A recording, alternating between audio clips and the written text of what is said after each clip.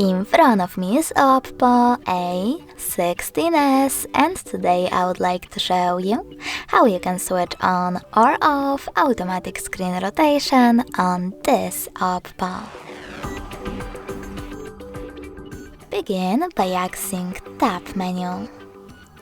Now look for Auto Rotate icon, and when you find it, click on it. As you can see, mine is now white. That means that autocorrection is disabled, but you can always enable it by tapping on the same shortcut again. If you wish to, you can always go into settings instead and scroll down. Then click on display and brightness. Over here you need to scroll down again and click on this switcher next to auto rotate to switch off or on auto rotation.